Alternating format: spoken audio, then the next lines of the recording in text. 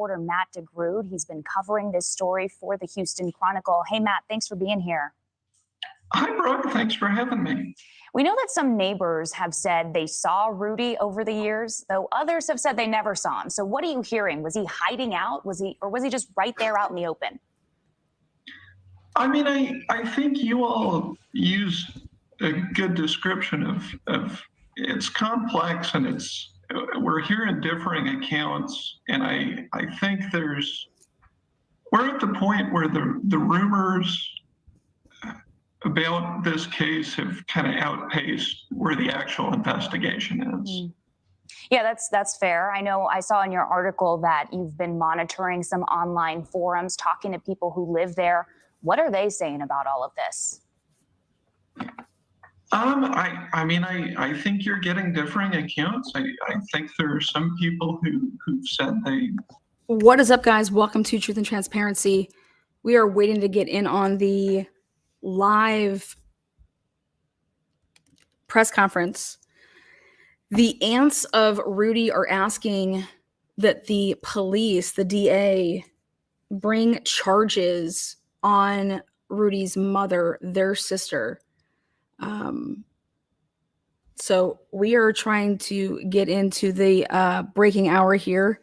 I'm Eastern Standard Time Zone, so that's 6 p.m. here. It is 5 in Texas. That is when this is supposed to break. Again, the aunts of Rudy holding a press conference to take questions, but the press conference and the reason for it is they want the district attorney to pursue charges against their sister, Rudy's mom. So while we're waiting for things to unfold, let's play some clips that we have out there.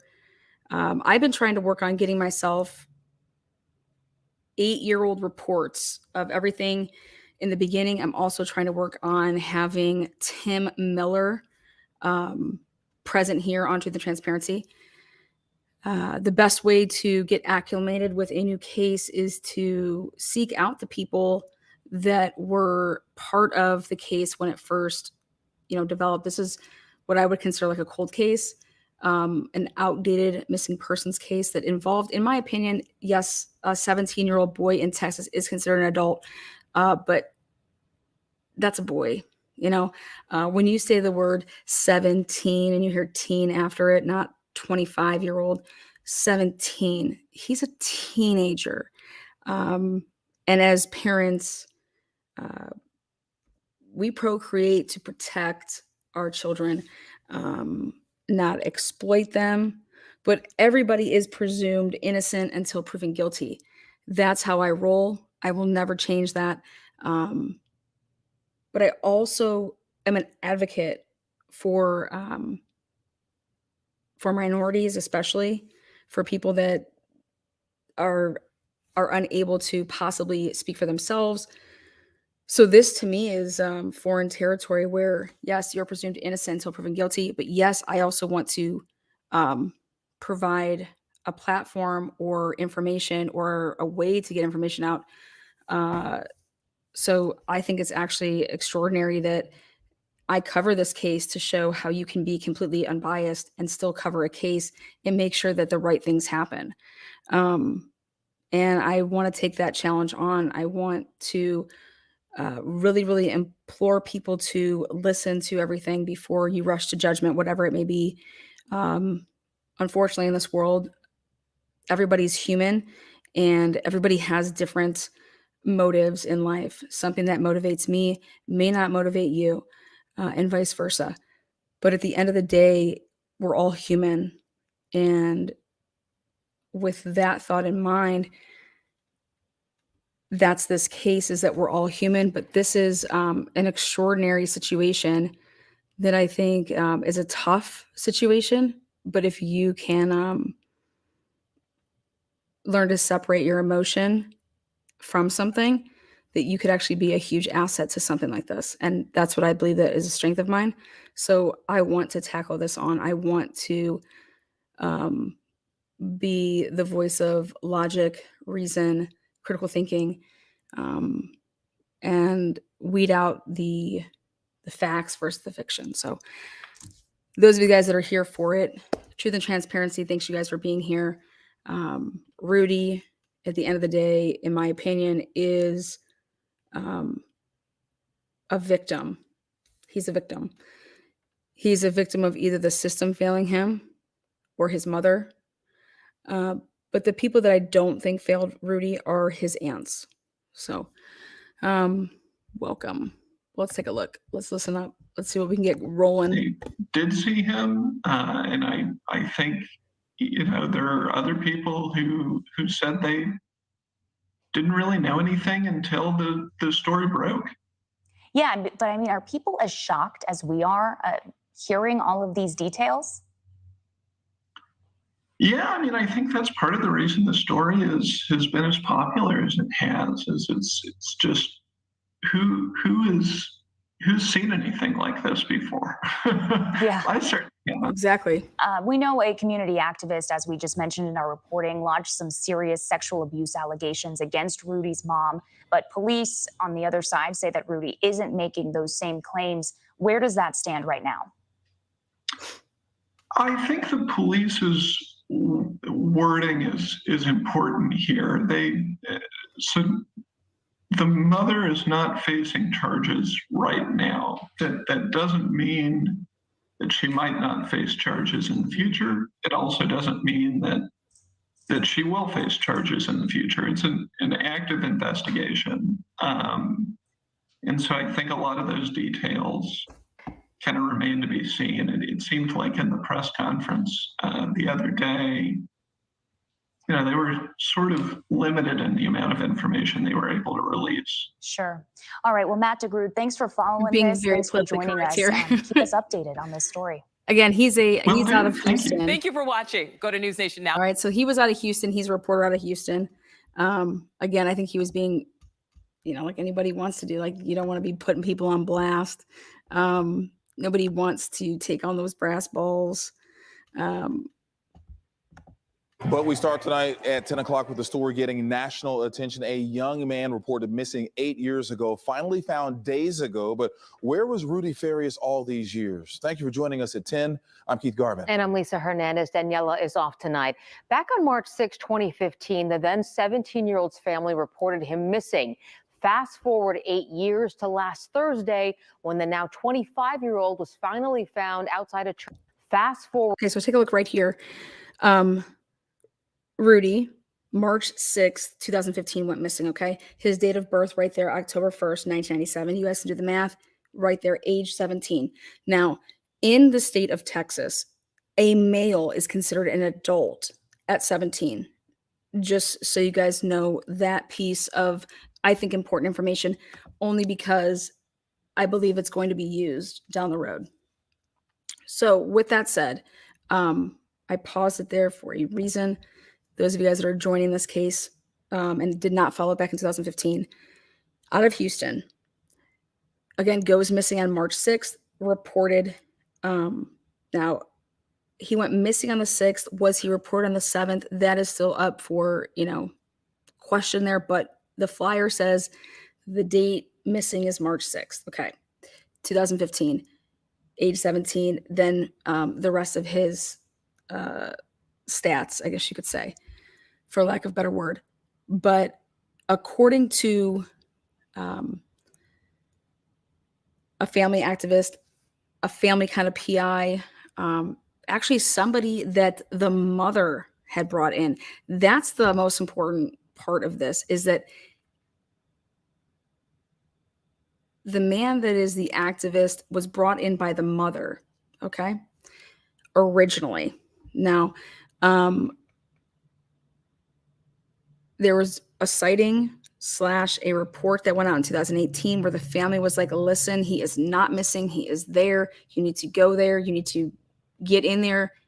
He is there. The mother was always passing off these sightings as her nephews, things like that. Now you fast forward to where we are present day right here. And as the aunts and family members that have been trying to out this big, huge, Rudy hasn't been missing. Rudy was found outside of a church, okay, allegedly in bad shape, was then cared for at a local hospital.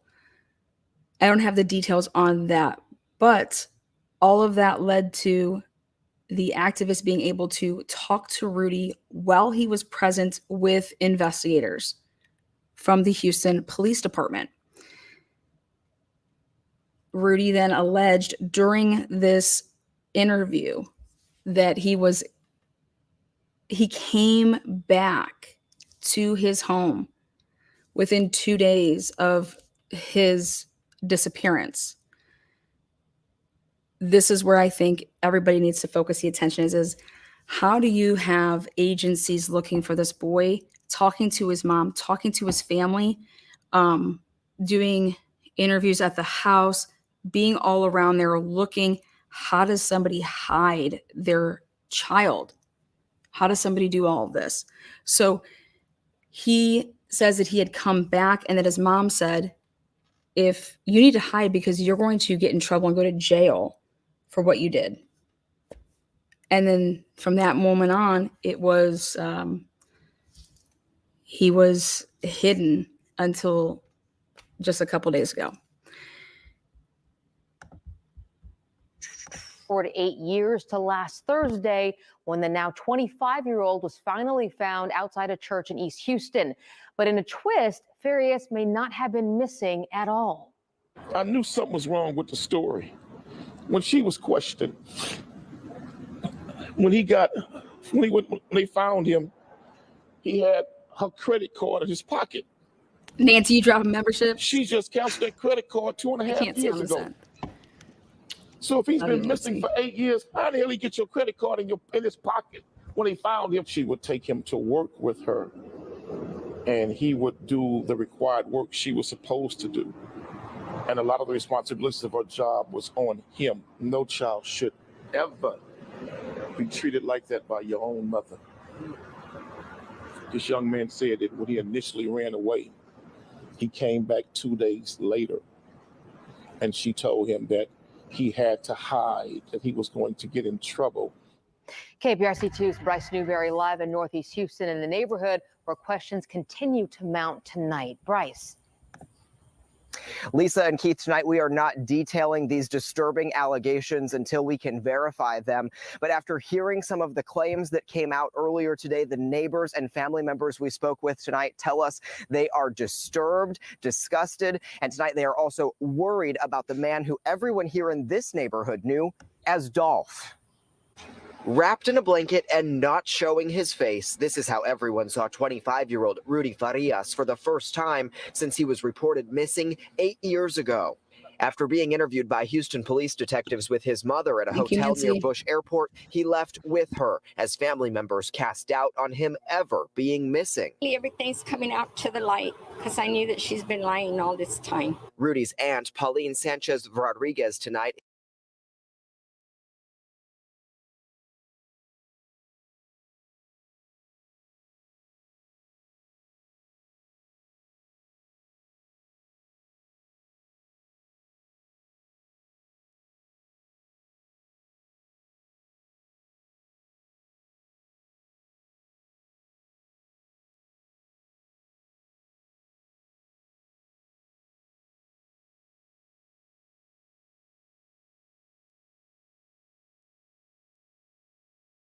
Oh, sorry. I'll start that back up again. This is Rudy's aunt. This is his mother's sister. She went out and stood out in front of the home where Rudy was living and being hid. And she went out here, stood out here, knew that press would be out here, and wanted to talk to anybody and everybody that would listen. So again, sorry that I was muted there, but that's all I was saying. Is just to tell you who this was and why she's in front of this house, which is actually her sister's, her nephews. And they changed his name. He was going by a different name. is worried knowing he's still with his mother. I fear for Rudy Farias' life.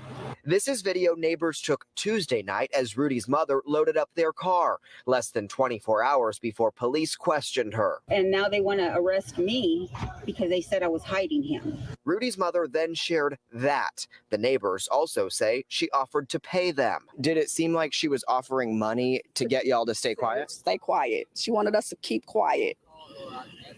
But I told her before I walked off, I told her one thing I'm not supposed to do is lie about something. Keisha Ross lives down the street. She knew Rudy as Dolph and saw him regularly. He never came in my garage with a sober mind.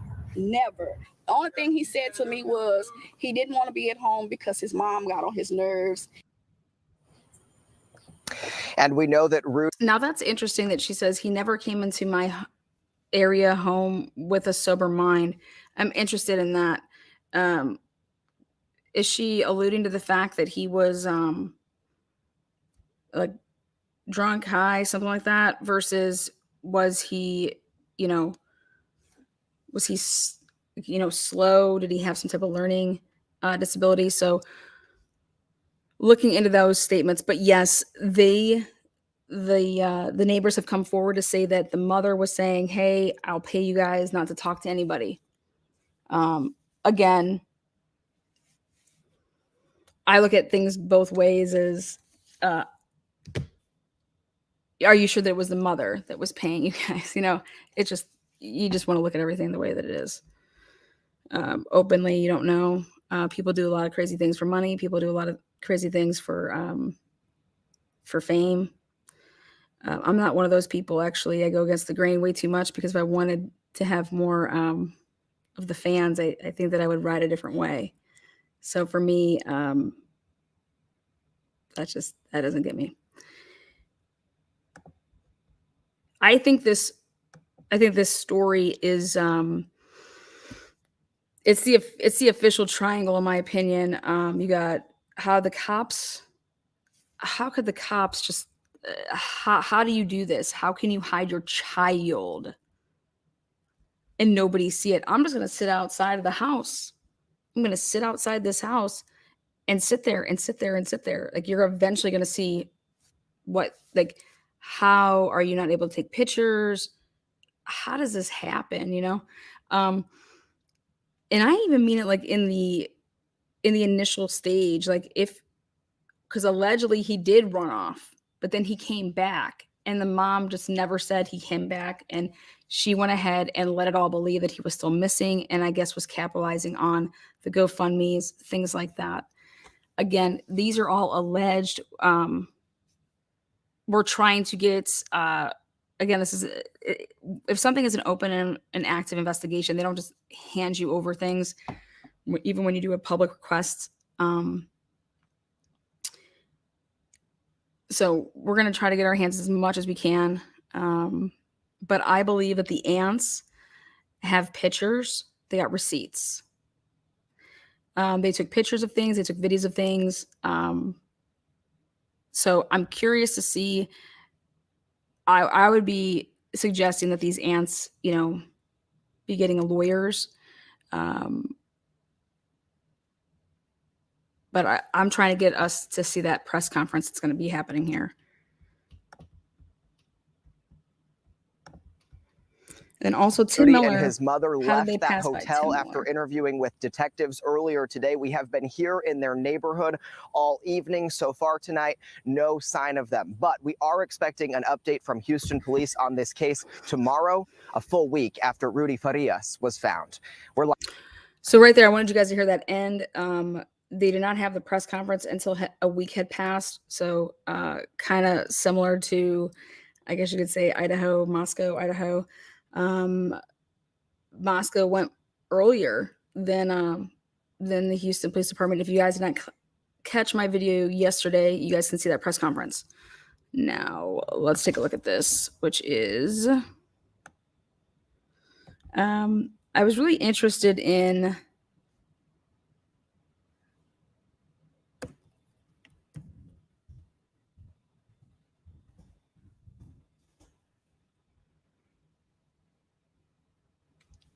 Tim Miller. Let's see if I can get him.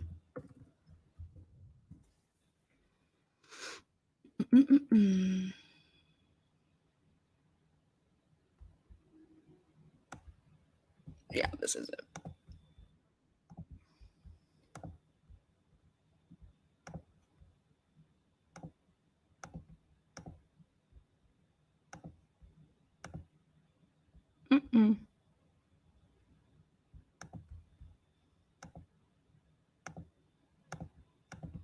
Click, click, click, click, click. Woo, woo. There you go.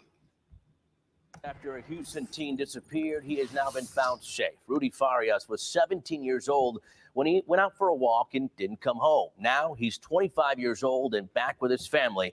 His mother told KPRC2 on the phone that some Good Samaritans found her son at a church. KPRC2's Coralie Peel went to the neighborhood where Farias was last seen near Tidwell and Park Drive. She spoke with family members about how he's doing. Family members tell me Rudy Farias is in bad shape right now, but they are grateful to finally have him back home. And now that he's been found, there are a lot of questions about where he was the past 8 years. The search for 17-year-old Rudy Farias is now over. 8 years after he was last seen, the now 25-year-old's family says he is found safe. How this happened? Oh, we believe in miracles, and this certainly was a miracle. Tim Miller is the director for Texas EquiSearch. He is one of several people who helped search high and low for Farias. Can't even tell you how many times we've searched and how many leads and tips came in, and then they just kind of faded away, and we heard nothing. Okay, so my question is that I want to know if any of those early tips ever said like, hey, he's not missing, or hey, if you were like the aunts. I'm curious to know if any tips, if Tim was to go back. I don't know how he organizes things. If he was to go back, does he have a folder for each case? And then when an email comes in, does he take that email and put it into a folder? Because I'm curious of the early tips, only because I'm wondering if you actually go back and you search old things that come across. You guys be amazed on how many emails I get. And then on days that, I have a couple hours of downtime, I go back to the beginning of emails that people have sent me back for like the Idaho 4 case, for example. I'll go back and filter my stuff so that it goes to the oldest to the most, recent, then just to take a look back at some stuff. So I'm curious if Tim has this ability to do that, if that's how he organizes his stuff, because and he was involved in the McStay case when he went out to California to look for the McStay family. And he, in the Disappeared that came out in the ID channel, he had said that this is a weird, the story that you're telling me that when I arrived here, this is weird. And he was saying that to the brother, that the brother's story was weird about everything. Like, wait, what do you mean you came here and you just came here a couple different times and you left, and then you saw that food was out for the dogs, but then you came back here and like the dog, like, it was just a very weird story to him. But he noted that. So I'm curious what his notes say, because right here, listen to what he says. It's very interesting. And then now all of a sudden this. Investigators say he disappeared in March 2015. He was last seen walking his 2 dogs. The dogs were found, but Farias was not. At the time, loved ones said he suffered from PTSD, depression, and asthma. I'm scared because he's out there alone by himself. Miller says they followed up on every tip. In the very beginning, we met with a family and detectives out there by his house where he disappeared, and we found a backpack. We actually talked to somebody who had one of the catering trucks, which felt as though that they saw him and stuff. Then there was different possible sightings in different places. Miller says he never would have imagined Farias is still alive. I think now, there's a lot of questions. There's a lot of investigation to kind of see what happened, where it happened, how it happened. Again, there's still a lot of questions about how he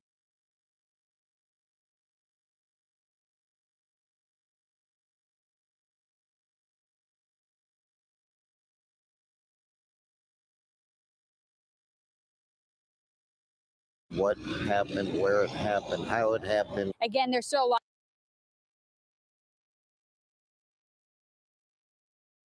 God, again, I did it. Sorry. Sorry, I was muted. I did it again. But right there, he gets cut off by mainstream media. Okay. Tim wanted to talk about this. Tim was like, wait, what do you mean you found him? What do you mean he's alive? Like, this is a miracle. Where was he found? How was he like? And then right here, this is where mainstream media cuts it off. Listen to this. There's a lot of questions. There's a lot of investigation to kind of see what happened, where it happened, how it happened. Again, there's still a lot of. See, he wasn't done talking. He wasn't done talking. And he wanted to expand on that because he had searched everywhere for this boy. In different places. Miller says he never would have imagined Farias is still alive. I think now, there's a lot of questions. There's a lot of investigation to kind of see what happened, where it happened, how it happened. Again, there's still a lot of questions about how he disappeared, and loved ones say Rudy Farias is still in the hospital right now. But again, we are working to find out more answers. Like, why would you cut that off? You have Tim Miller talking to you. Why would you cut that off? He's the one that did this back 8 years ago. I would be like, can I get all your files? In fact, I'm just going to call Tim right now. Let's see if Tim will take my phone call.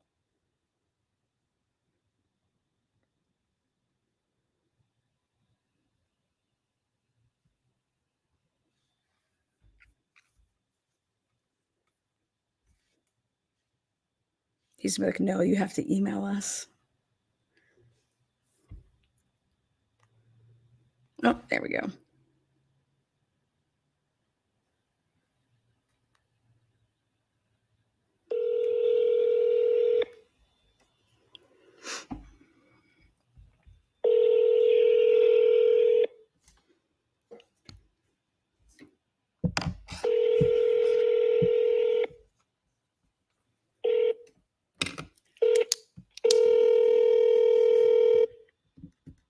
Thank you for calling Texans Equisearch. How may I help you? Hi, I was wondering if I could possibly get connected with Tim. I'm sure he's probably super busy, but I was seeing if I could get in contact with him by chance. I wanted to. Okay. Go ahead. I wanted to ask him. I know that he worked crazy on the Rudy case, and I followed his case with the McStay case. I followed his work, and I just wanted to know if I could actually talk with him. How does he do that? Do you set up appointments? How does he go about that?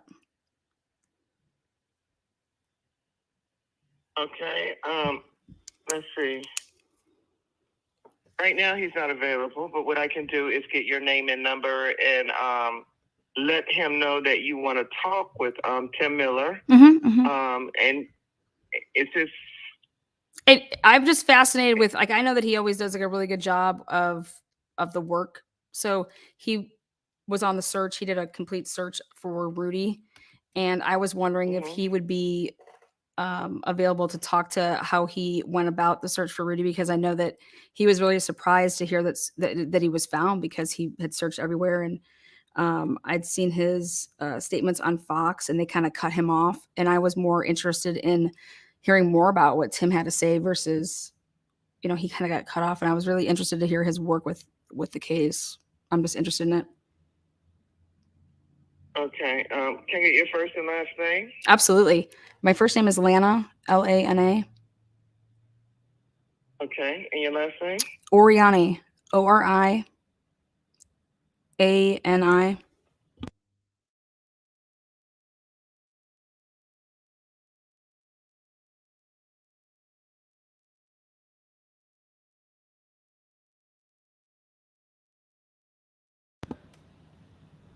44.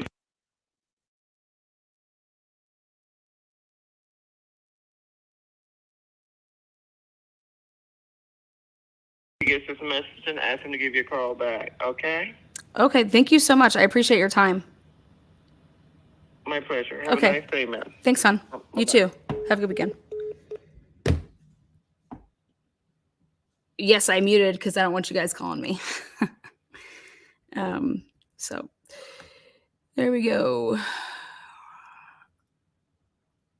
That's what you do.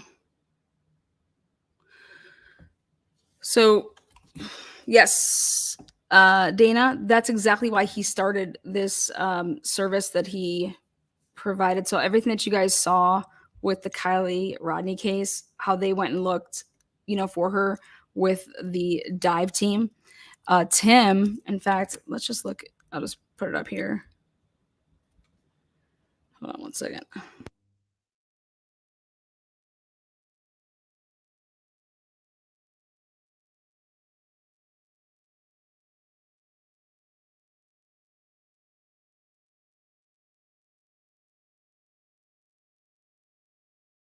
Tim?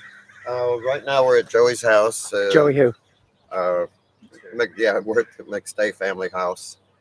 We're going to go in and just, take a very quick look around. We think it still is a crime scene. Law enforcement said we could go in. And then we're leaving here and going to meet with a detective to actually look at some surveillance. So what happened here? Well, we don't know what happened here. I mean, that's the big question. What did happen here, or did something happen here? This is a family that mysteriously disappeared. And so Tim usually documents everything that he does. And I believe that he documented everything that he did for Rudy. And I think that Tim, he's like, then basically when he was told this, he's like, well, I think we need to go back and like really kind of look at this. How is this possible? Basically, because I think he had already heard some stuff and he was just like, wait a second, I was there, interviewed the family, we were around, like, how did this happen? You know what I mean? That type of thing. So this is Tim Miller. This is what he does. And hopefully I have done extensive work on this McStay case back a long time ago. I did not have a YouTube channel. I did not have anything then. I just felt something was off with the case out of California. But this is Tim Miller. I want you to see how he documents things. He goes into people's homes. If you allow it, it's totally free if he wants to come out and help you, but he has resources and he can go help so many kids. And so I think it's really unfortunate to know that within 2 days, he's no longer missing. And Tim and his resources that donators pay for went for what? Just really, really messed up if you think about it. we can figure out what did happen or get some information on where it's going to lead us. But this is the last place they were seen, right? This is the last place that they were seen. Last place they were seen, as far as we know, the last phone call was made, went off a tower right around here, and there's no other cell phone activity. So it's a family that's vanished. So we really don't have a starting point right now. So we've got to make that starting point. And here, so you're going to start here. Yeah, this is a starting point, of course, but we start from here and then we move out, and we're hoping we get some satellite imaging. We hope when I meet with a detective here in just a little bit, he said he's going to give me some new information that they got. So, I think things are going to move forward in another direction. Let's go in. Who's this? I think things are moving. Hi, I'm Mike. Mike. Who's this? This is Bear. Bear. Bear. Hey, buddy. Come on, Bubba. And this is Kenneth. Hey, Kenneth. Summer's brother. And this is Todd. He doesn't want to be on camera. Hey, Bubba. Tim. You know what? You can be our picture. So you can see the house has been under construction and remodeling. Bear, come on in, Bubba. You're allowed to be in here. This is just as much your house.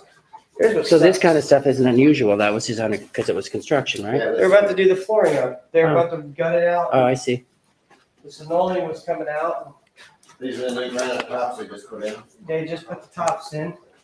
Now look, here's Summer's prescription sunglasses. Ask Kenneth. She Would never leave without him, right?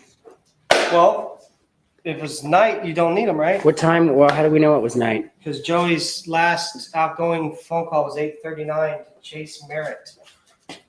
Would the kids have been in bed at that time normally? That's a good question. Probably, yeah. Well, I don't know. Well, probably, yeah, because I think they get up early. Actually, Kenneth used to, like nanny. What time do they? Time to go to bed. Yeah. About the time. So maybe they're getting ready to go to bed. But it was. Okay, look at how thorough he is. He's looking into like this. That's Tim. He's just checking out the coffee maker, but this is what he does. Okay, he like goes in and this is missing people. This is what he does. So this is just the mixtape case when he did it. Thursday night, the 4th. Which, by the way, they never got their newspaper, which was dated the 5th, because that was under the tire, and I saw the date on the tire. I mean, on the thing, and it didn't have tire treads on it, so it wasn't backed over, so he never drove out to go. I think the whole reason Texas EquiSearch is what it is today is because of your daughter. Tell us about Laura.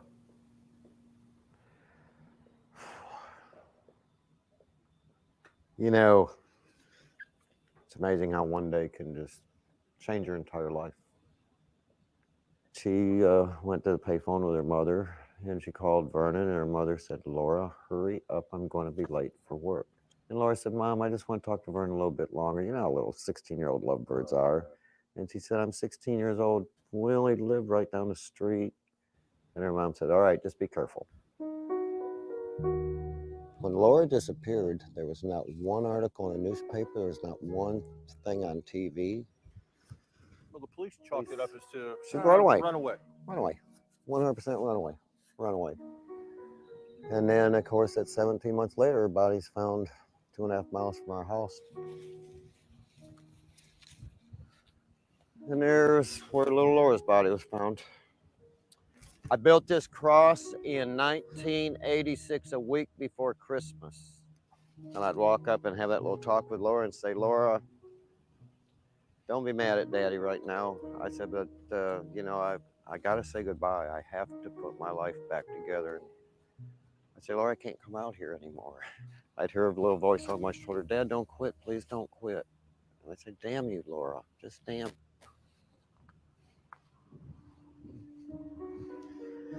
I guess now I know what she meant. I felt like, you know what? I'm the worst father in the damn world. I did not know what to do. I was basically paralyzed.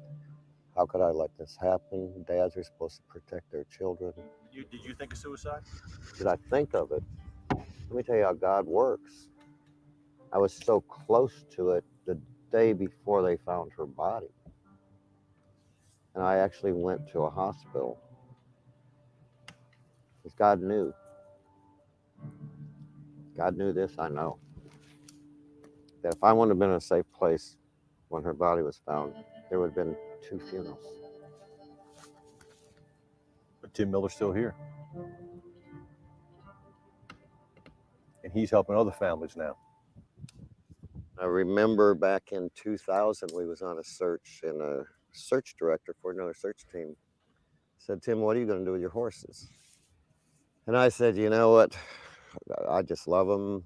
We take them on trail rides and stuff." And he actually suggested, "Why don't you start a mounted search and recovery team? It'd be another good resource." And I said, "You know, that's a good idea." Somebody would come and say, "You know what? I'm a pilot. I got my own airplane, my own helicopter. Can I become a member?" Come on in. Come on. Then people would come and say, "You know what? I've got a boat. I'm a certified diver." And then people come and say, "You know what? I work with this company. We've got ground penetration units." So, in all honesty, it's not bragging by no means, but we've got more resources than most law enforcement agencies in the country have. So you never say no. How can you? Yeah. You sit in my office 24 hours and you answer the phone, and I will guarantee you, this is a guarantee, there's going to be somebody crying on the other end of that phone because they got a missing loved one. See if you can tell them no. I can't. It is impossible for a family to move forward with their life without knowing. I know 17 months, every time my phone rang, every time somebody pulled my driveway, every time somebody knocked on the door, I got heart palpitations. Just thinking they're bringing Laura home. I promised God and I promised Laura I would never leave a family alone if there's anything that I could ever do to help. Didn't know there's going to be this many families.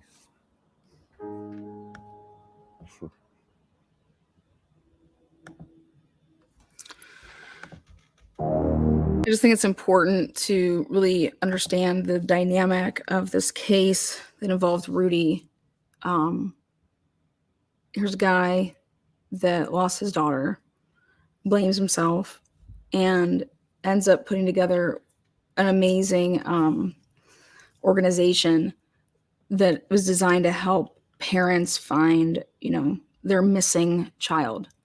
And then here, Tim comes in the situation and was involved with the Rudy case, brought his resources in, and he looked everywhere. And I think Tim has a lot of knowledge on how this possibly could have happened, because Tim is very thorough, like myself. I bet you if you call that line morning or night, somebody's going to answer that phone. That's what I think. We just called right here. It was 5:30, 6 o'clock on a Friday. There was no voice message. I talked to somebody, and they were very polite. They took my information, and I bet you I get a phone call back. Tim does things for the right reasons. I think he carries his daughter with him everywhere he goes to do this. And to think that somebody would continue to say that their kid was missing, meanwhile, Tim could have been out looking for somebody else. So there's a lot to the Rudy case, and this is the part that I wanted to talk about. So this is who Tim Miller is, and this is who Fox News cut off. And I think that he had a lot more to say, and it would have been valuable, but it doesn't probably fit their narrative. So with that said, is the presser available now? Let's take a look. Let's see what we got.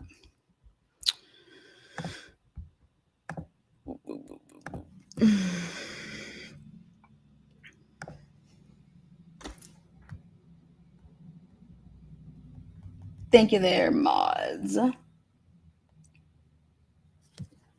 Let's send this.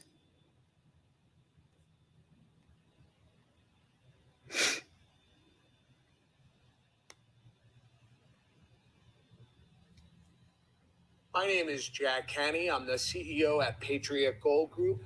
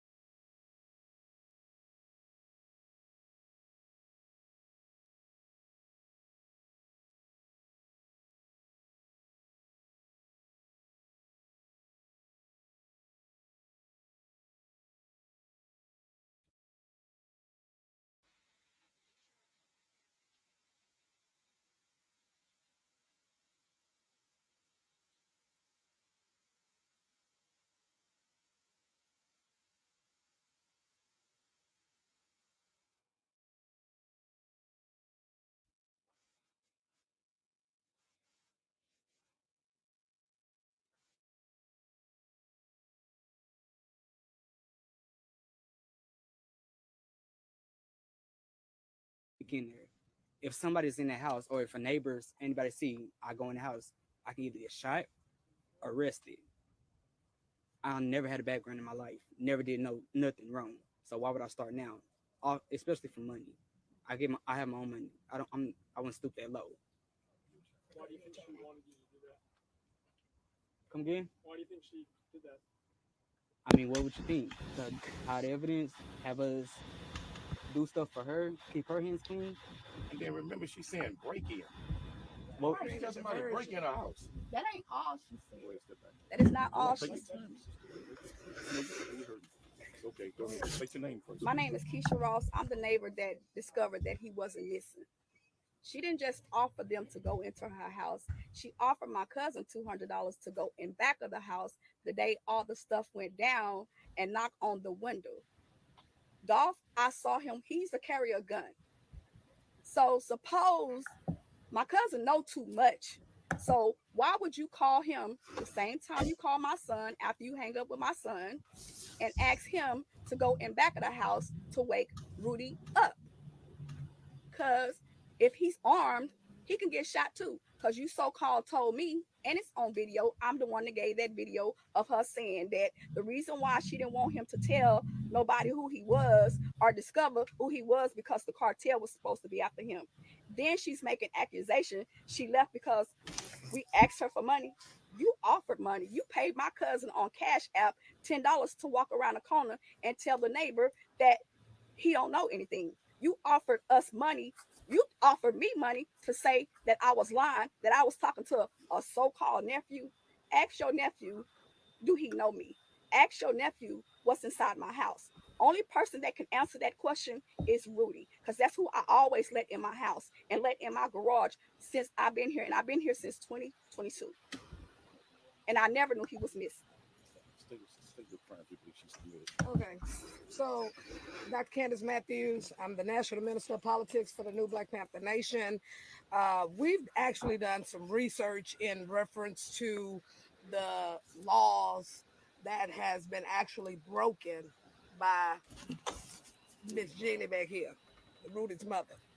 And we find it very interesting that the DA has not picked up any charges whatsoever. Because when you're dealing with this type of situation, when you have someone that is actually then gave allegations that has gave pretty much whistle blew on what has happened to them, law enforcement is supposed to act. And none of that has happened. So what we have is aggravated kidnapping, which is section 2004. A person commits an offense if he intentionally or knowingly abducts another person with the intent to inflict bodily injury on him or violate or abuse him sexually or terrorize him or a third party. So by her having sexual intercourse with her son, then threatening her son, telling him, if you go and say anything, then I'm going to go to prison or you're going to go to jail, that falls under that law.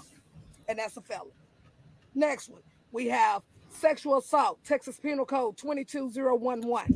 A person commits an offense if B, a sexual assault under section A1 is without the consent of the person or other persons if 3, the other person has not consent and the actor knows that other Well, they're person coming with the are physically unable to resist.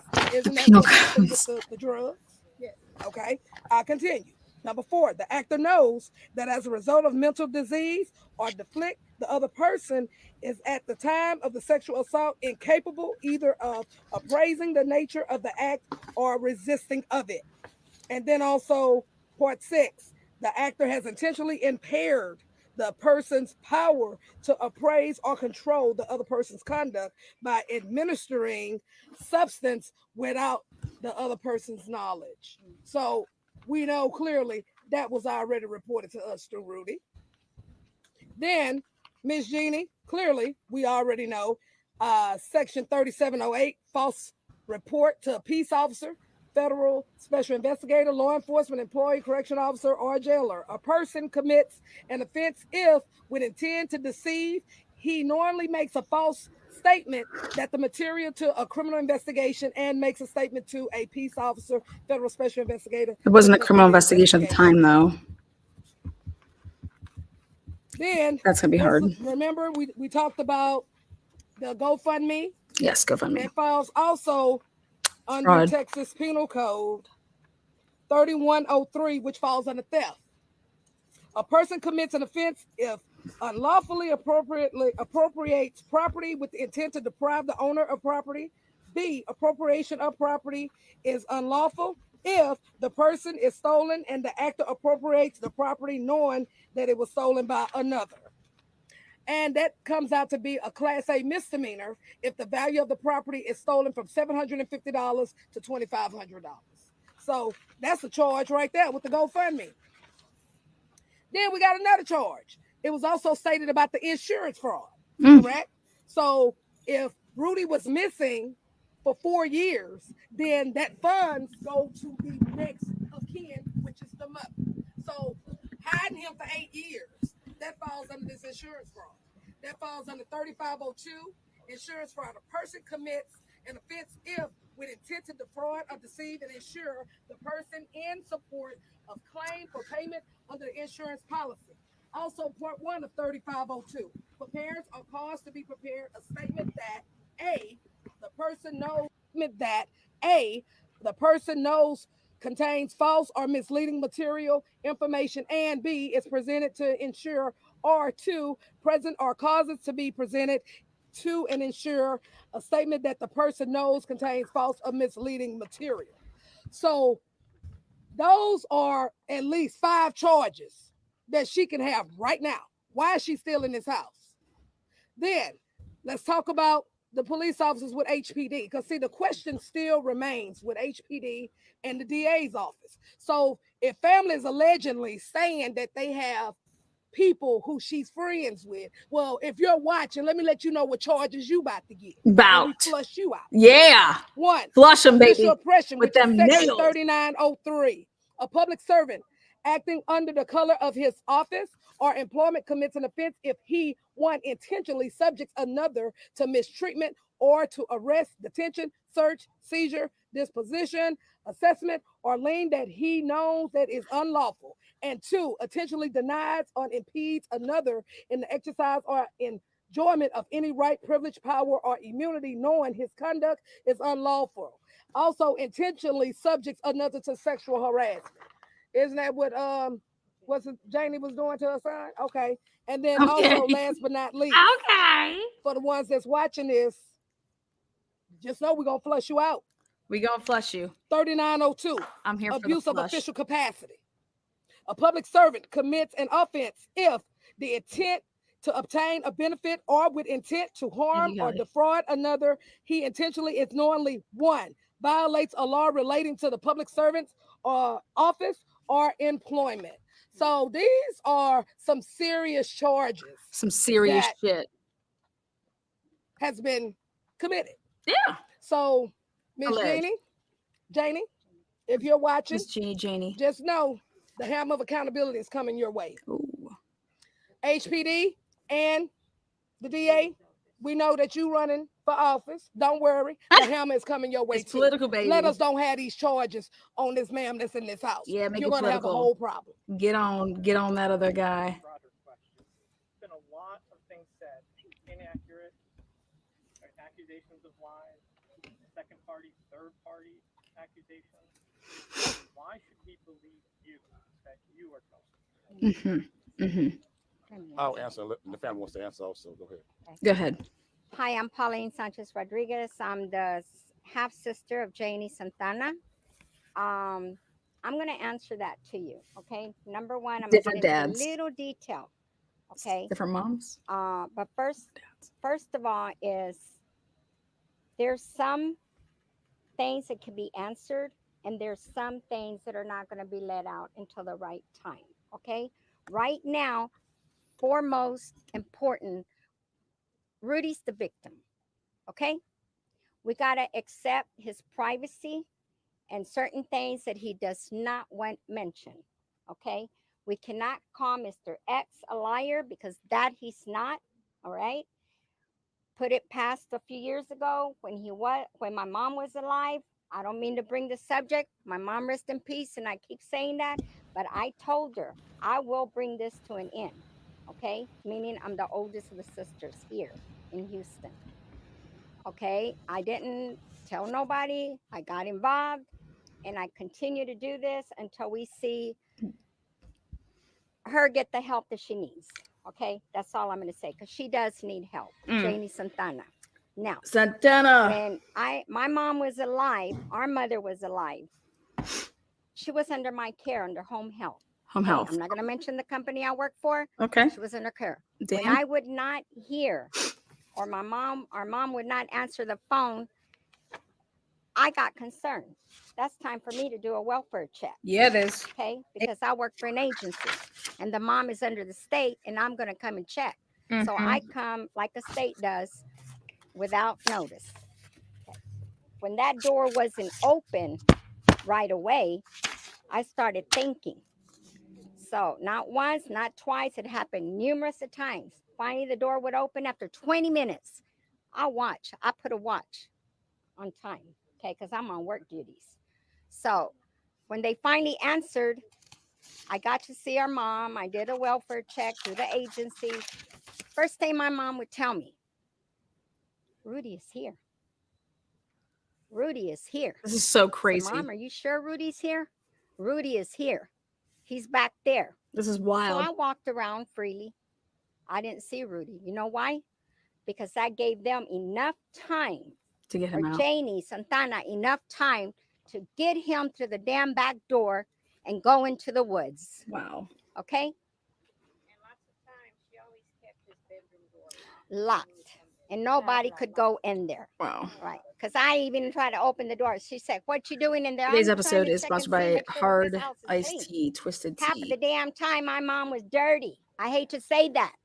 Okay, filthy. And burning herself because nobody was taking care of her. So tell me if I don't have a right to come in here and do a welfare check. Yeah, you do. I did. You actually have then way I more would of a call right my than that. family.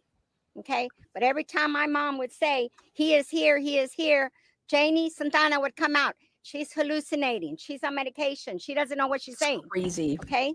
So what are you supposed to do? How could you do this? I have to expect her privacy. It's her house, right? So I go about my way and I put my little notes in my system.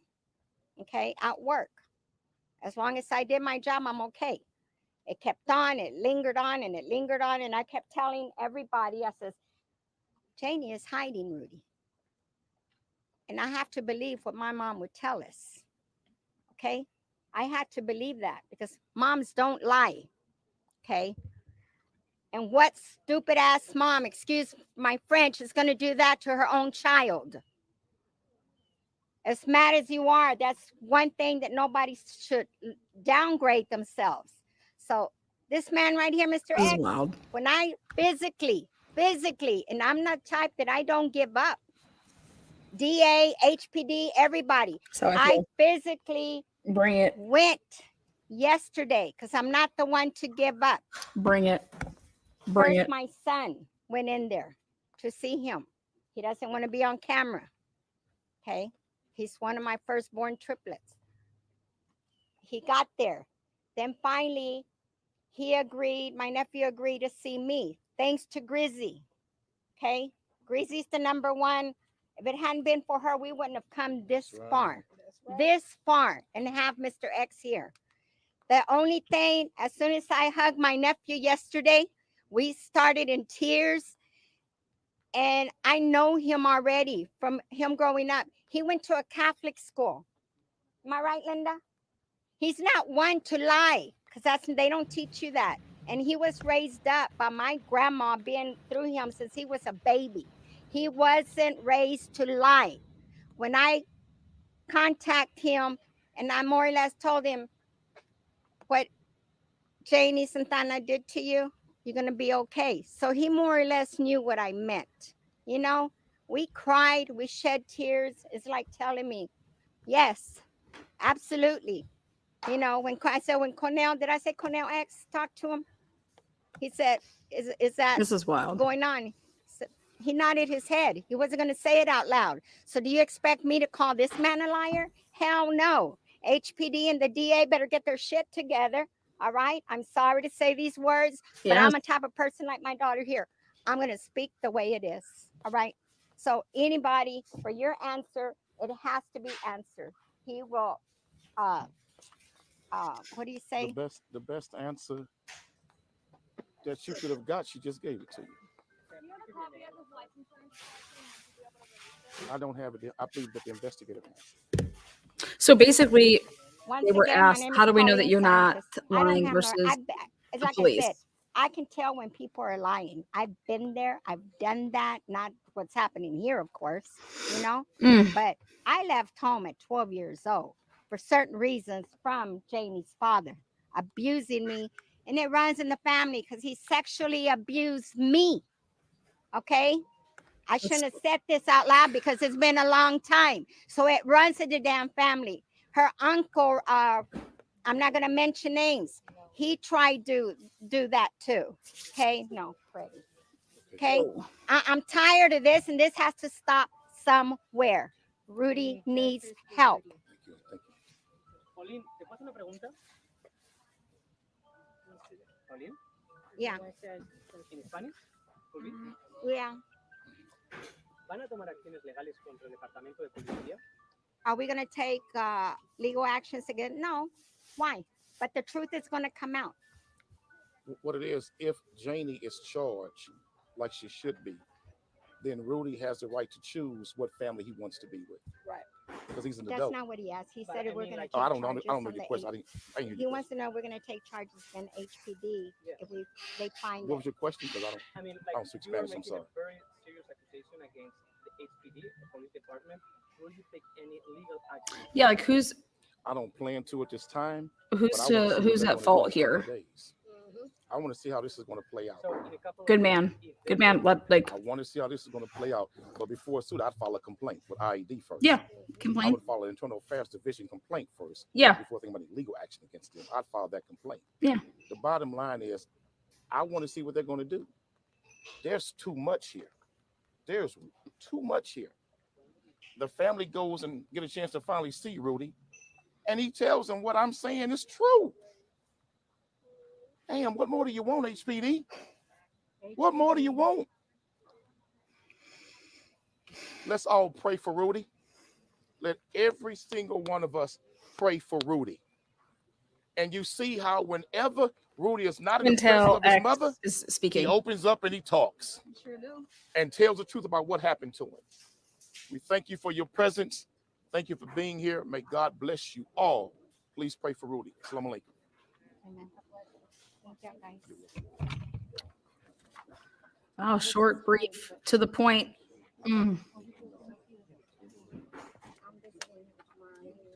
She had the gavel ready though, in case. Ooh. There's a lot to this, guys. There's a lot going on. And I know what they're feeling right now. There's so much that has happened over 8 years, and you're trying to talk about everything in a matter of just a couple minutes, and you just can't. So the best way that you do things is you outline it. What I mean by that is, if I was to give them any advice,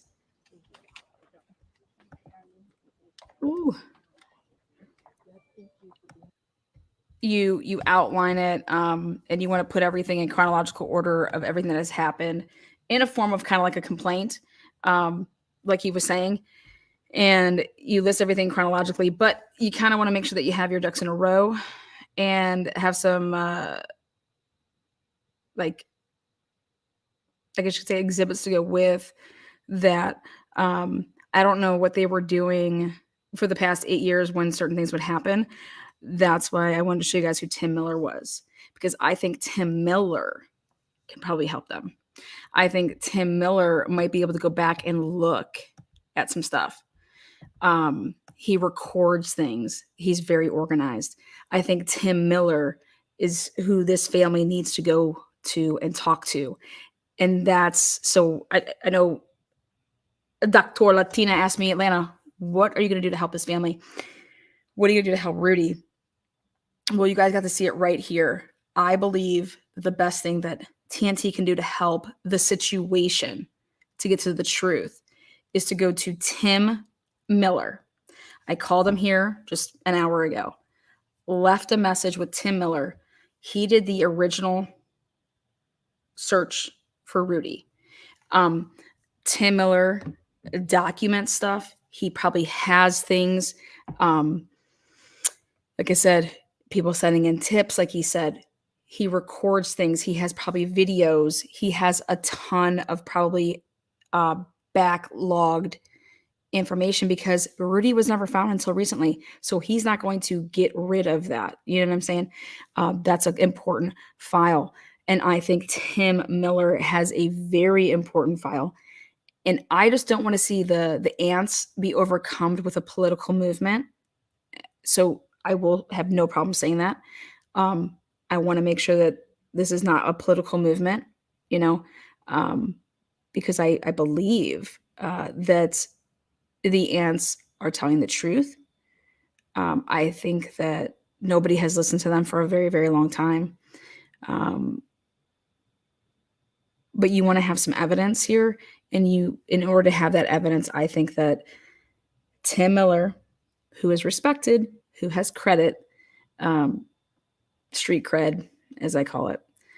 So the Tor Latina said, Lana, how do you plan on doing this? How can you help this family?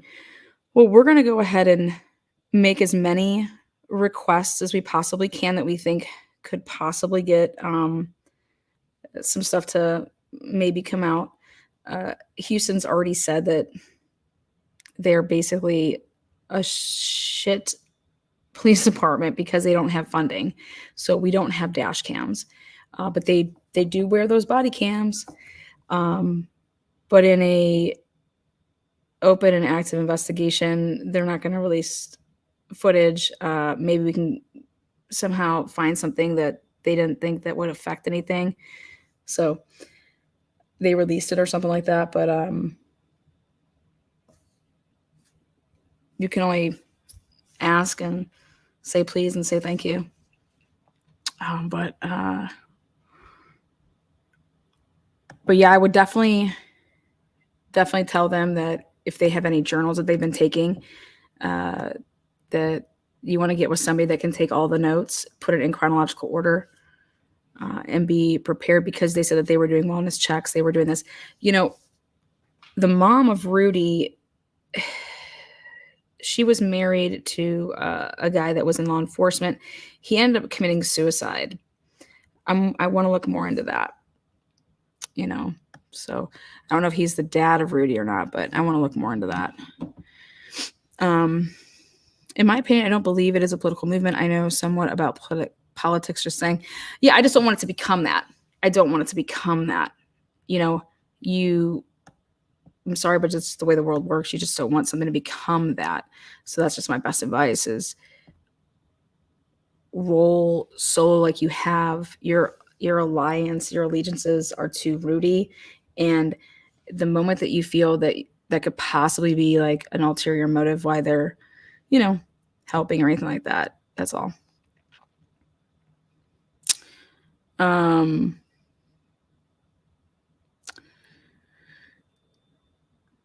It's going to take hours of covering over his footage and notes.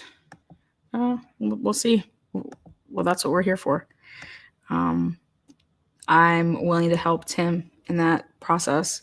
So, in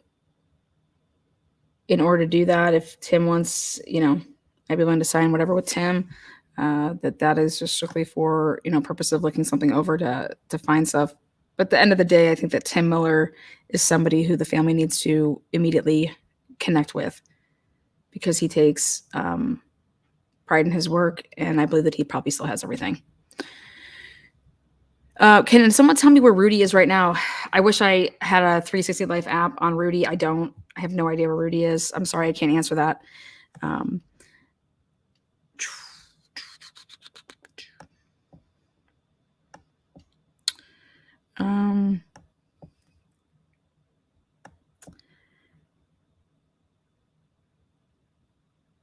Are you going to look into Rudy's dad situation? Yeah, I think that comes with the territory.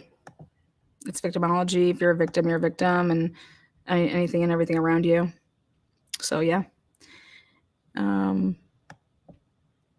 I believe that I watched News Nation a couple different like clips of it last night. I think it was the night before. They all were together.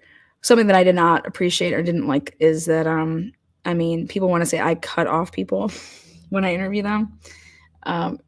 Yeah, when I need to get them back on track or something like that, or but News Nation was cutting off Quintel X numerous times. And in fact, I made a comment and I shared it and I said, okay, what are you going to do, News Nation? You have, are the police lying? Because you always go like police narrative. It's like the end all be all. So are the police lying, or, is Quintel X and his activist movement lying? Because that's what you have right now. You have the police. The Houston Police Department said that when they interviewed Rudy, that no allegations of anything like this came out. They came out and said, "Are you kidding me? We were all, we were all there. I was there with Rudy." So so I put that out there.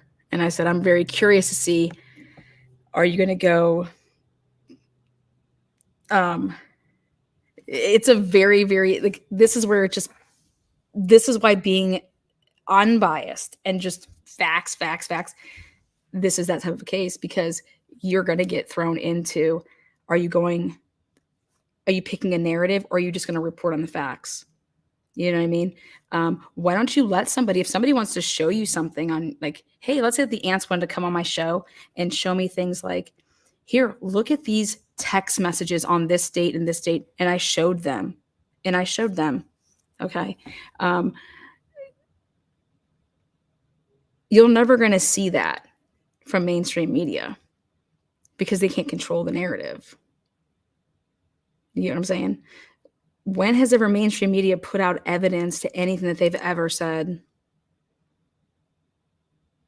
You know what I mean? Like, it's like they have somebody up there that's going to speak. Like, for example, I'm going to use Xana's mom.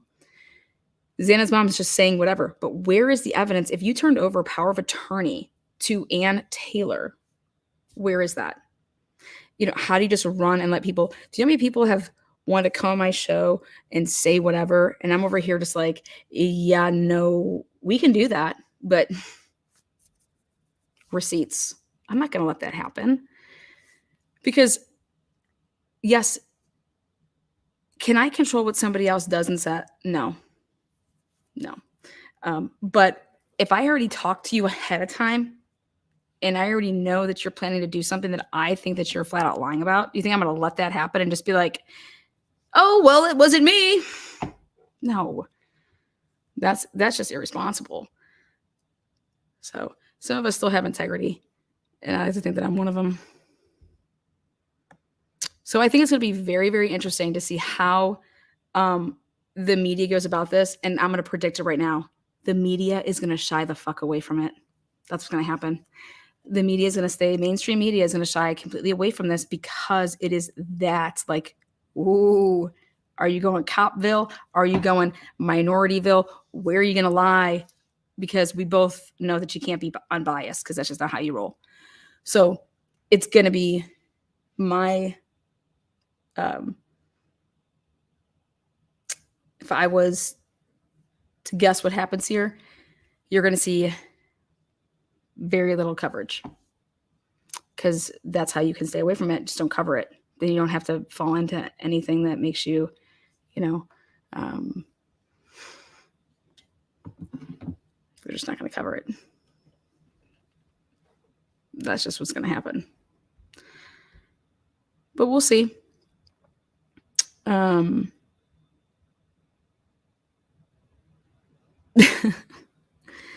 I wonder what this is. Yeah, I don't even think she's probably going to be commenting on this case. I actually saw a clip. You know who I really want to talk to? I'm going to show you who I really want to talk to. I usually would just end this because it's going to go off a little bit of what I want to talk about.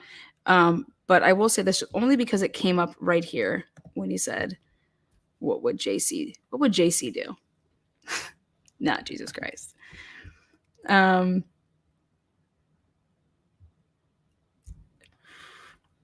Let's see. She's covering it? Well, good. There's a reality. That'll be nice. Here, check it out. But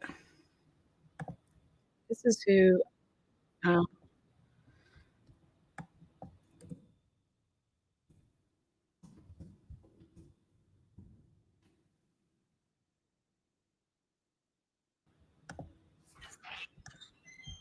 Okay, check this out.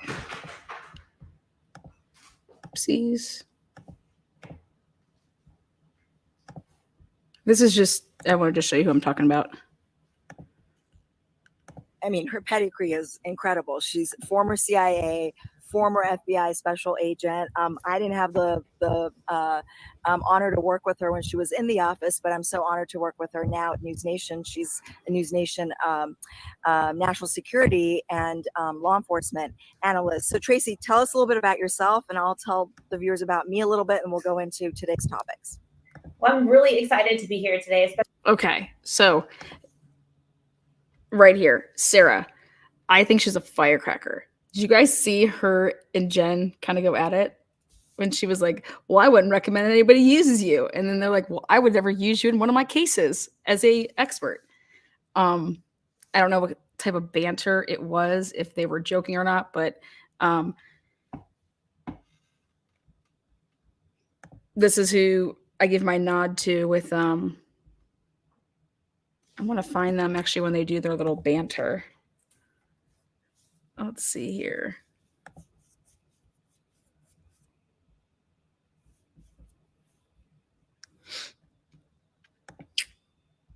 I'm going to pick the right one.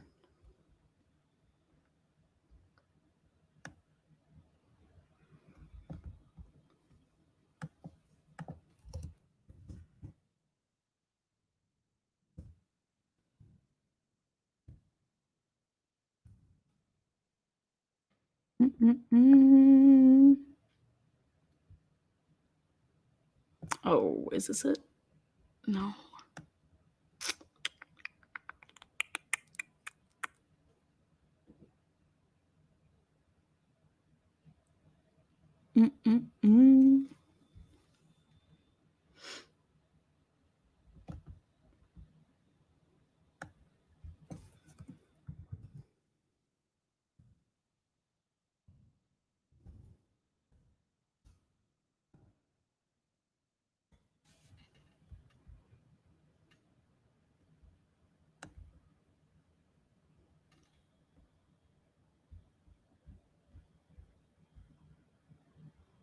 Mm.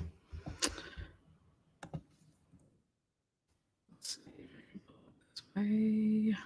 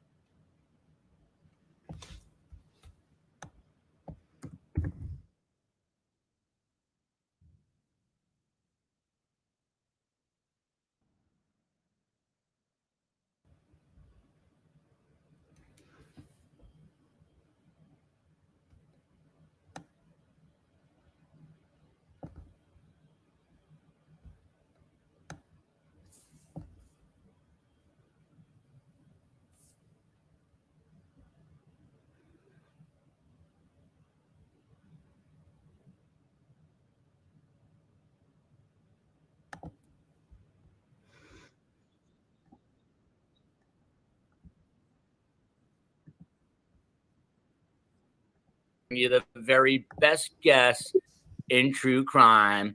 And today you're getting the triad of, individuals to be safe and aware. And they did the right thing. And certainly, law enforcement, the Wichita Eagle and Beacon was the news. Yeah, it was uncomfortable because it wasn't just one time. And I was just like, oof, like you just get that feeling like, oh, this isn't like good that he mispronounced names. And the family clearly had like facial expressions and then like upset about it. And then when it was over, I saw Olivia, Kaylee's sister, say to like one of the court workers, you know, that was disrespectful, that he mispronounced the names, which I can totally understand. I mean, you know how it is too, like in this business, like you can write them down like phonetically. Like, I mean, there's ways to like make sure you've said the names right, you know? But at the same time, I interviewed like a long time colleague and friend of the judge's yesterday for a story we're working on today. And, you know, I've heard good things about this judge. I mean, everybody in the community says he's an upstanding guy. He probably was nervous. So, I mean, I hate to like, you know, be too hard on him for that. I wonder though, just personally, if, because he's really taken like a real, you know, people have been very critical of that on social media and it's been all over the place. I wonder if that's going to play into his decision with the cameras. Just personally, is he going to be like, I don't want to deal with this every day kind of thing? I wonder if that's going to, you know, maybe push him towards, you know, not doing the live stream or something. Jen, there's all this conversation about transparency. Do you think there should be cameras in the courtroom? No, no one likes that. And here I am, part of the media. At my end game is always justice for these kids. That's it. That there's a fair and lawful process that's followed. And when you have cameras in the courtroom, even though, you know, everybody wants to watch, I want to watch. I like.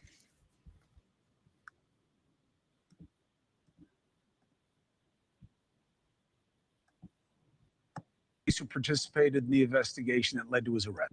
All right, so Idaho murder suspect Brian Koberger believes he had a win in court. Why? Well, the judge did grant the defense access to the training records of 3 of the police who participated in the investigation that led to his arrest. Why? Well, that's the question. But here's the simple answer, okay? Because you can create the appearance of doubt by looking into who did the investigation and seeing if they are flawed in a way that could have affected their judgment. Let's bring in former FBI agent and News Nation law and justice correspondent Jennifer Coffindaffer and high-profile defense attorney Mark Garagos. Mark, as a practitioner, what do you do with this kind of information? You do exactly what they are doing. And it's a little bit infuriating that they're being accused of trying to do something that's untoward. They're doing exactly what a defense lawyer should do. Which is? Which is challenging the evidence as it comes in. They should be challenging everything as it comes in. They're not the ones who have the duty to prove it beyond a reasonable doubt. The prosecution does. Now, we remember this, not you, Coffindaffer, you're too young, but in the OJ prosecution, Mark Furman became a household name, especially when defense counsel found evidence of what they argued as prejudice and bias, and that maybe it affected how he did things, and maybe there was sloppiness. How concerning is this for the investigators? It's not concerning because it's training records. I think what they're going for is to show that these officers aren't well trained and aren't well educated in terms of how they're doing their interviews, how they were conducting their crime scene investigation. But when you look at it, Chris, they are getting training records of people the prosecution isn't even calling on the stand. They're getting training records of individuals who were with other individuals that were looking at the same information. An autopsy, it's the ME that's going to testify about that, not these individuals. Other people who were interviewed, again, they were with multiple people. Those people will be called. So it's not like they have singular information. So it will fall flat, and those records should have been provided anyway. Well, look, I believe in Exactly, Jennifer. So let me ask you this. Then why weren't they? Exactly. That information should have been provided. Like, why are you fighting it? That's always been her stance on this, is why fight that? And she said it there right at the end, which is really, really important. That information should have been provided anyway. So does it give you pause, Jennifer, that it wasn't, and that the defense had to go to this length to get the state to compel through a court order?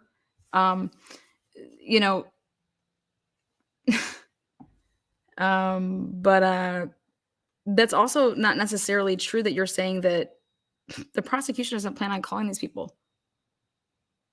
Well, why not? Who? They want 2 ISP and 1 Moscow police. That's what they want. And the people that were present for the autopsy, just for the record, it was well, it depends on if there was a spelling error.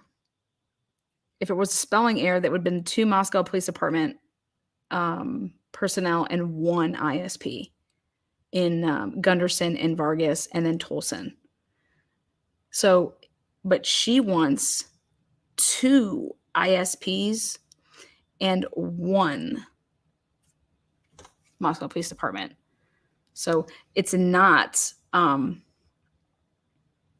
the way that it is at I think that maybe she wants somebody's body cam from that. Maybe she saw something in the body cam.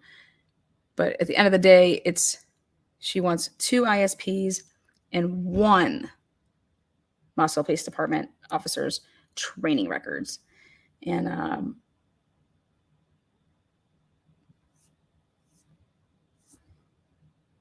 them's the facts.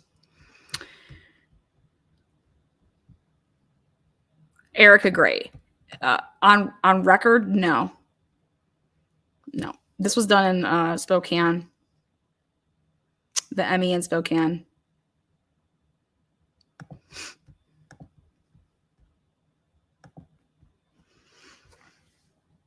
Transparency, so it's good to have it. I have one other quick question for both of you. I don't understand this rush to take down the House. From the university perspective, from the prosecution perspective, and from the defense, right? So first we'll do prosecution, Jennifer. Why? I know the university wants to get it down because they're afraid that it'll affect people's perception of the campus and campus life, et cetera.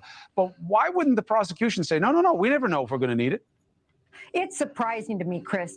That house needs to stay up there. It's so important for these jurors to understand spacing, to understand what you could hear in that house, to look from Dylan Mortensen's eyes as to what she could have seen. And so is this considered an open? Is this considered still like a live, like a crime scene? For example, if they are planning on using it and utilizing it at trial, nobody has any idea what's going on inside of the house right now. So my question is that why would you even be messing with it? Like, what are you doing? Or like, what's going on about it? Things like that. So is this considered, it was released, it's to who? What's the status of this?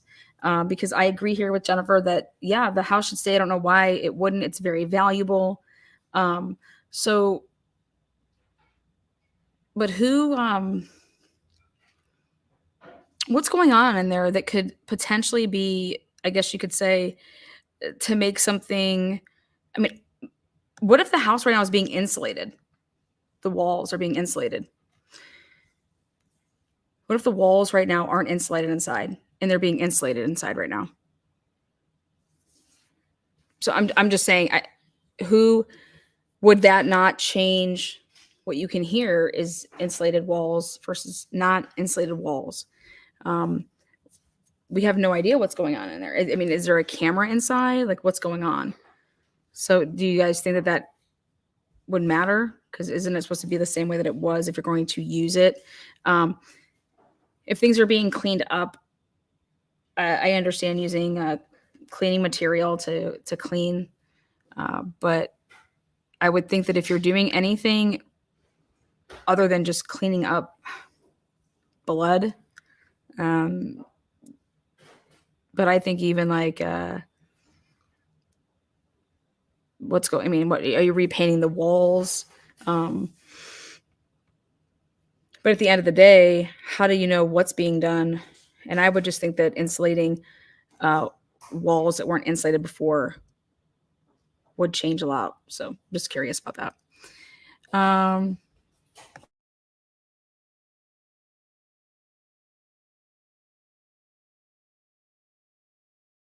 All right, that's going to be a wrap, folks. Make sure you guys rewind this. This is all about Rudy, and I'm I will be live tonight for part 2 to end the Brent Kapaka portion, and it all revolves around the actual incident itself in terms of audio that you can't get anymore, as well as some other booms. So we'll see you soon. Be kind to one another, and until next time, bye.